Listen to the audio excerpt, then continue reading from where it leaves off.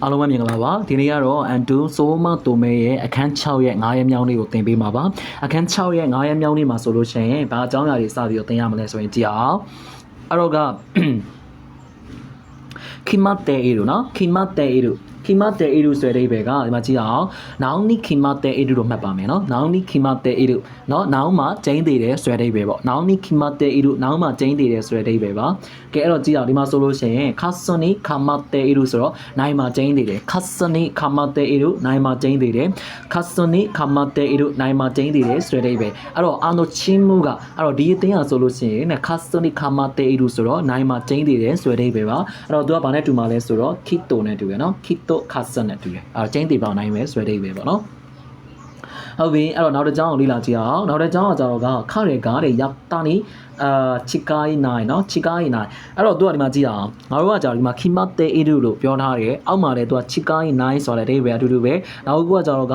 ဆိုအီနိုင်အဓိပ္ပာယ်အတူတူပါပဲကျင်းသေးတယ်ဆိုတဲ့အဓိပ္ပာယ်ပါเนาะကျင်းသေးတယ်ဆိုတဲ့အဓိပ္ပာယ်မှာကျင်းသေးတယ်ဆိုတဲ့အဓိပ္ပာယ်ပါအဲ့တော့ဒီမှာဆိုလို့ရှိရင်သူသာဆိုရင်ပေါ့သူကတော့တဲ့လုံနိုင်မှာကျင်းသေးတယ်ဆိုတဲ့အဓိပ္ပာယ်ကိုပြောတာပါเนาะသူကအလုံးမှာလုံနိုင်မှာကျင်းသေးတယ်ဆိုတဲ့အဓိပ္ပာယ်ပါရမယ်နော်ဟုတ်ပြီနောက်တစ်ခုနောက်တစ်ကြောင်းမှာကြာပါလဲဆိုလို့ရှိရင်အဲ့တော့ခရဲကားတဲ့ဟန်နီနီခရဲကဟန်နီနီတဲ့ဆိုအီနိုင်ဆိုအီနိုင်ဆိုတော့အဲ့တော့သူကတရက်ခံဖြစ်မှာကျင်းသေးတယ်ပေါ့နော်သူကတရက်ခံပဲအဲ့လိုပုံစံမျိုးပြောချင်တာဟုတ်ပြီနော်သူကတရက်ခံဖြစ်မှာကျင်းသေးတယ်ဆိုတဲ့အဓိပ္ပာယ်ကိုပြောချင်တာပါရမယ်ထင်ပါတယ်နော်အဲ့တော့ပြန်ပြောပေးမယ်အဲ့တော့ bad တဲ့နော် sorry ဒီမှာဆိုလို့ရှိရင်ကြတော့က noun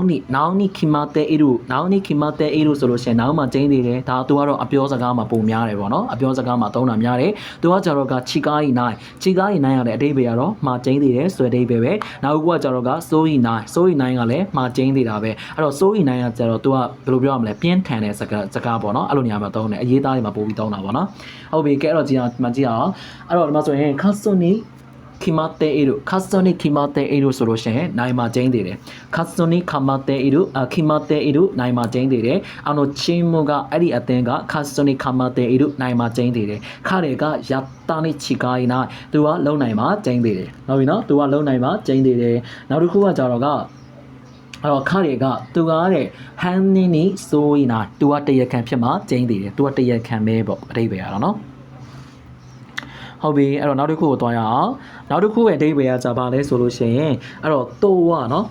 တိုဝခါဂီရာနိုင်တိုဝခါဂီရာနိုင်ဆိုတဲ့အဓိပ္ပာယ်ကတတ်မှတ်လို့မရဘူးလို့တတ်မှတ်လို့မရဘူးတိုဝခါဂီရာနိုင်လို့တတ်မှတ်လို့မရဘူးဆိုတဲ့အဓိပ္ပာယ်ပါအဲ့တော့ခတ်ဆွတ်တိုဝခါဂီရာနိုင်ဆိုလို့ရှိရင်နိုင်မယ်လို့တတ်မှတ်လို့မရဘူးခတ်ဆွတ်တိုဝခါဂီရာနိုင်မယ်လို့တတ်မှတ်လို့မရဘူးပုံသေးကျင်းသေးတတ်မှတ်လို့မရဘူးဆိုတဲ့အဓိပ္ပာယ်ကိုပြောချင်တာနော်မကျင်းသေးဘူးပေါ့အဓိပ္ပာယ်ကတော့မကျင်းသေးဘူးလို့ပဲပြောတတ်မှတ်မယ်နော်အဲ့တော့အဓိပ္ပာယ်တော့ဒီမှာတော့တတ်မှတ်လို့မရဘူးအဓိပ္ပာယ်နောက်ကနေမကျင်းသေးဘူးရမယ်နော်ဟုတ်ပြီအဲ့တော့ဒီမှာဆိုရင်ခါဆွတ်တော်ခါကီတာနိုင်မှာကျင်းမနိုင်မှာ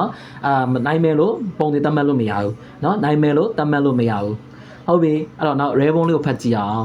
rebon ကကြတော့ကအဲ့တဲကတဲ့တစ်ဖက်အသင်းကတဲ့ရောဝိုင်းချင်းမှုတဲ့အတဲမို့ဘယ်လိုပြောချင်တာလဲဆိုတော့ဒီအားနဲ့ပေါ့နော်အသင်းဖြစ်တယ်ဆိုရင်တော့ပါတဲ့ဒီမှာဆိုလို့ရှိရင်ချီကာရာစုဆိုလို့ရှိရင်မဖြစ်မနေတဲ့ခါဆွတ်တော်ခါကီတာ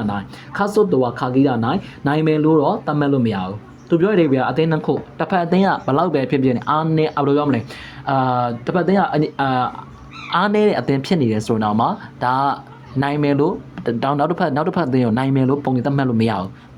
ဘူးเนาะအဲ့ဒီပဲပြောချင်တာရမယ်နော်အဲ့တော့ခါဆွတ်တော်ခါကီတာနိုင်ဆိုလို့ရှိရင်နိုင်မယ်လို့တတ်မှတ်လို့မရဘူးနိုင်မယ်ဆိုတာမကျင်းသေးဘူးပေါ့နော်ရမယ်နော်ဟုတ်ပြီကဲအဲ့တော့ဒီစာကြောင်းကိုပဲပြန်ပြီးတော့ဘာသာပြန်ပေးပါမယ်အားရီတဲကတစ်ဖက်ဟုတ်တယ်အားရီတဲကတစ်ဖက်အသင်းကဆိုလို့ရှိရင်တဲ့ရောဝိုင်းချင်းမှုတဲ့အသင်းမို့အားနေနေဆိုရင်တော့မှနော်အားနေနေဆိုရင်တော့မှတဲ့ခန္ဓာရာစုမဖြစ်မနေခါဆွတ်တော်ခါကီတာနိုင်မဖြစ်မနေကျင်းသေးပေါင်းချင်းနိုင်မယ်လို့ကတော့နိုင်မယ်လို့မပြောနိုင်ဘူးပေါ့နော်ပြောလို့မရဘူးတတ်မှတ်လို့မရဘူးဟုတ်ပြီနော်အဲ့တော့နောက်တစ်ခုစဖတ်ကြည့်အောင်တဲ့အဲ့တော့အာမာရီရဲ့စကားဝနိုင်ဟီယိုဂန်ဒါကနော်ယောဂန်ဒါကတဲ့ခန္ဓာရာစုမဖြစ်မခန္ဓာရာစုရှိမို့မဖြစ်မနေပေါ့နော်ဒီမှာဆိုလို့ရှိရင် test တိုနီဒဲနိုင်တိုဝခါဂီရာနိုင်သူပြောချင်တဲ့အဓိပ္ပာယ်ကဘာကိုပြောချင်တာလဲဆိုလို့ရှိရင်အာမာနီစကားဝနိုင်ဆိုတော့အယံမသုံးနဲ့ပေါ့နော်ဟီယိုဂန်ဒါကဆိုတော့ဖော်ပြချက်ဖြစ်တယ်ဆိုရင်တောင်မှတဲ့အဲ့တော့ ဖြစ်တဲ့ဆိုရင်တော့မှာတဲ့ခန္ဓာရဆုရှိမှုမဖြစ်မနေလုံးမဖြစ်မနေပေါ့နော်လုံးဝတဲ့တက်ဒီ test တိုနေဆောင်းပွဲမှာဆိုလို့ရှိရင်တဲ့ဒဲနိုင်တူကခါကြီးတာနိုင်မပါနိုင်ဘူးတော့တတ်မှတ်လို့မရဘူးဟုတ်ပြီနော်ဒီကောင်ကအတုံးနေတဲ့စာမေးခွန်းတစ်ခုဖြစ်တယ်ဆိုရင်တော့မှဒါပေမဲ့ဆောင်းပွဲမှာမပါလာနိုင်ဘူးလို့ပုံတွေတတ်မှတ်ထားလို့မရဘူးလို့ပြောချင်တာရမယ်နော်ပါကောင်းပါနိုင်တယ်ဒီဟာဟုတ်ပြီနော်နားရမယ်နော်နားလည်းမထင်ပါတယ်ဟုတ်ပြီကဲအဲ့ဒါဆိုလို့ရှင်နောက်တစ်ခုဆက်သွားရအောင်နောက်တစ်ခုကကြတော့က bad dictionary ဟိုးကနိုင် bad dictionary ဟိုးကနိုင် bad dictionary ယော်ရီဟိုးကနိုင်ယော်ရီဟိုးကနိုင်သူ့ရဲ့အဓိပ္ပာယ်ကကြာပါလဲဆိုတော့ရှင်ယုံမဲရှိတော့တယ်ဟုတ်ပြီနော်ယုံမဲရှိတော့တယ်တခြားနည်းလမ်းမရှိဘူးဆိုတဲ့အဓိပ္ပာယ်ကိုပြောချင်တာယုံမဲရှိတော့တယ်နော်ဒီမှာဆိုလို့ရှင်ကြတော့ကအီနိုလူယော်ရီဟိုးကနို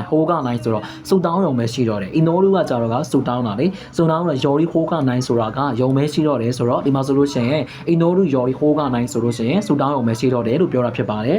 ်ဟုတ်ပြီနော်နောက်တစ်ခုကကြတော့ကဇန်လီယိုခုကိုတဲ့စကုစတာနော်ဇန်လီယိုခုကိုစကုစတာတဲ့အတော့ဒီမှာဆိုလို့ရှင်အီနိုလူယော်ရီဟိုးကနိုင်ဟုတ်ပြီအဲ့တော့သူပြောချင်တဲ့ဒိဗေကဘာကိုပြောချင်တာလဲဆိုလို့ရှိရင်เนาะအဲ့တော့အပြင်းထန်တော့တဲ့စူးစမ်းခဲ့ပြီးတော့ပြီเนาะအဲ့နောက်ပိုင်းမှာတော့စူတောင်းနေအောင်စူတောင်း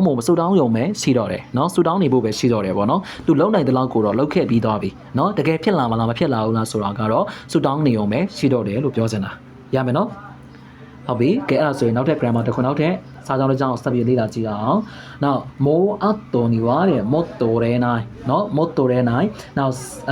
ဇန်ရှင်စုလူယော်ရီဟိုးကနိုင်ဟုတ်ပြီအဲ့တော့သူပြောချင်တဲ့ဒိဗေကဘာကိုပြောချင်တာလဲဆိုရင်နောက်မိုးအတော်နေပါတဲ့မော့တော်ရဲနိုင်ဆိုတော့နောက်ကိုတော့ပြန်မစုံနိုင်ဘူးနော်နောက်ကိုတော့ပြန်ဆုံးမှာမဟုတ်ဘူးနော်ဇန်ရှင်မဆိုရင်ဇန်ရှင်ဆိုလို့ယော်ရီဟိုးကနိုင်ဆိုတော့ရှေ့ကိုဆက်တိုးဖို့ပဲရှိတော့တယ်ရှေ့ဆက်သွားဖို့ပဲရှိတော့တယ်ရှေ့ဆက်တိုးဖို့ပဲရှိတော့တယ်ရမယ်နော်ရှေ့ဆက်တိုးဖို့ပဲရှိတော့တယ်ဆိုတဲ့အဓိပ္ပာယ်ကိုပြောချင်တာပါအဲ့တော့ဒီမှာဆိုလို့ရှိရင်ကြတော့က bad dictionary found နောက် bad dictionary found ယော်ရီဟိုးကနိုင်ဒါမှမဟုတ်ရှင်လေဟိုးကဝနိုင်နော်ဟိုးကဝနိုင်အဲ့တော့အဓိပ္ပာယ်ကဘာလဲဆိုလို့ရှိရင်ယုံမဲရှိတော့တယ်ဆိုတဲ့အဓိပ္ပာယ်နဲ့တူပါတယ်ငါတို့တွေလေဟိုးရှင်းမှာသင်ငယ်ပြီးသားဘာကာရီဓာတ်နဲ့အတူတူပဲနော်ဘာကာရီဓာတ်လေဘယ်ယုံမဲရှိတော့တယ်လို့ပြောချင်တဲ့အခါမှာသုံးတာလေနော်အဲ့တော့ဘာကာရီဓာတ်နဲ့အတူတူပဲလို့မှတ်ထားပါရမယ်နော်ဟုတ်ပြီကဲအဲ့ဒါဆိုရင်နောက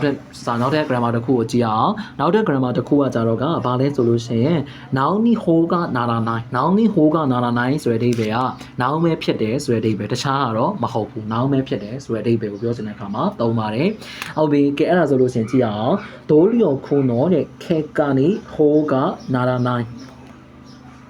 အဲ့တော့အဓိပ္ပာယ်ကဘာကိုပြောချင်တာလဲဆိုရင်ဒိုးလျော်ခုံတော့ခဲကဆိုတော့စ조사မှုရဲ့ရလက်ပေါ့နော်ဟိုးဒါနီဟိုးကနာနိုင်ဆိုတော့သူ့အဓိပ္ပာယ်ကသူကဘာလဲတူတူပါလဲဆိုလို့ရှိရင်ဖြစ်တယ်ဆိုတဲ့အဓိပ္ပာယ်ပေါ့နော်အဲ့တော့ဒီစ조사အားထုတ်မှုရဲ့ရလက်ပဲဖြစ်တယ်နော်စ조사အားထုတ်မှုရဲ့ရလက်ပဲဖြစ်တယ်အဲ့တော့ rebon နဲ့တွဲပြီးတော့ကြည့်အောင်ကိုကာကိုစတနော်ကအောင်မြင်ဒီလိုပြောမယ်စောင်းဝဲအောင်ခဲ့တယ်ဆိုတာကတဲ့ခတယ်နော်သူ့ရဲ့ပေါ့နော်ဒိုးလျော်ခုနော်ဒိုးလျော်ခုနော်တဲ့ခေကနီဟိုးကနာရာနိုင်ဆိုတော့သူ့ရဲ့စ조사အားထုတ်မှုပဲဖြစ်တယ်ဆိုတဲ့အဓိပ္ပာယ်ရမယ်နော်သူစ조사ကင်းလို့ဆောင်ဝဲအောင်ခဲ့တာကွာအဲ့လိုပုံစံမျိုးပြောချင်တာပါနော်နောက်တစ်ခုကိုကြည့်အောင်အဲ့တော့ခတယ်ကသူဟာဆိုလို့ရှိရင်နဲ့မဆိုလို့ရှိရင်အနာတာကိုခါရခါဦးနော်ဝသူဟာတဲ့မင်းကိုပေါ့နော်နောက်ပြောင်နေဆိုတာကတဲ့နော်နောက်ပြောင်နေဆိုတာကတဲ့မာဆာနီရဲ့နောက်တစ်ခုကကြတော့ကအိုင်ဂျော်ဟိုကန်နီဟိုကနာလာနိုင်သူပြောတဲ့အဓိပ္ပာယ်ဘာလဲဆိုတော့လေအမှန်တကယ်ချစ်မြတ်နိုးလို့ပေါ့နော်ချစ်မြတ်နိုးလို့ဒါလည်းဖြစ်တယ်နော်ချစ်လို့ဒါလည်းဆိုရခြင်းလေနော်အဲ့လိုပုံစံမျိုးလေနော်အဲ့တော့သူမင်းကိုနောက်ပြောင်နေရဆိုတာကမင်းကိုတကယ်ကိုချစ်မြတ်နိုးလို့ပါဆိုတဲ့ပုံစံကိုပြောချင်တာပါနော်ချစ်မြတ်နိုးလို့ပဲဖြစ်တယ်ပေါ့